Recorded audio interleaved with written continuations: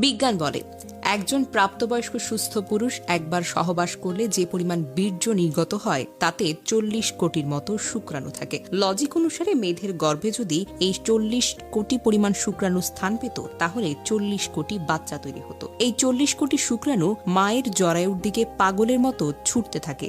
জীবিত থাকে মাত্র 300 থেকে 500টি শুক্রাণু, আর বাকিরা এই ছুটে চলার পথে ক্লান্ত অথবা পরাজিত হয়ে মারা যায়। এই 300 থেকে 500টি শুক্রাণু যেগুলো ডিম্বাণুর কাছে যেতে পেরেছে তাদের মধ্যে মাত্র একটি মহা শক্তিশালী শুক্রাণু ডিম্বাণুকে ফার্টিলাইজ করে অথবা ডিম্বাণুতে আসন গ্রহণ করে। সেই ভাগ্যবান শুক্রাণুটি হলো আপনি কিংবা আমি অথবা আমরা সবাই।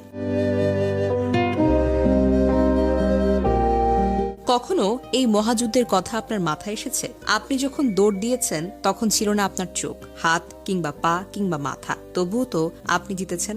আপনি যখন দৌড় দিয়েছেন তখন আপনার ছিল না কোনো সার্টিফিকেট, ছিল না মস্তিষ্ক, তবু আপনি জিতেছেন।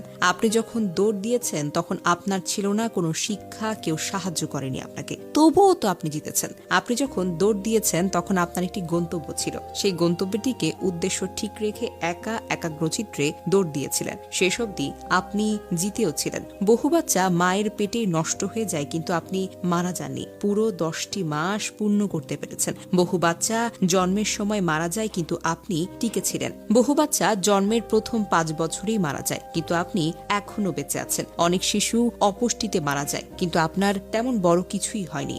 বড় হওয়ার পথে অনেকেই দুনিয়া থেকে বিদায় নিয়েছে কিন্তু আপনি এখনো বেঁচে আছেন। আর আজ আপনি কিছু একটা হলে ঘাবড়ে যান, নিরাশ হয়ে পড়েন। কেন বলুন তো? কেন ভাবছেন আপনি হেরে গেছেন? কেন আপনার আত্মবিশ্বাসটা হারিয়ে ফেলেছেন? কেন আপনার বন্ধু বান্ধব, ভাই বোন, সার্টিফিকেট সবকিছু আছে, হাত পা আছে, শিক্ষা আছে, প্ল্যান করার মস্তিষ্ক আছে, সাহায্য করার মানুষ আছে, তবুও আপনি আশা হারিয়ে ফেলছেন?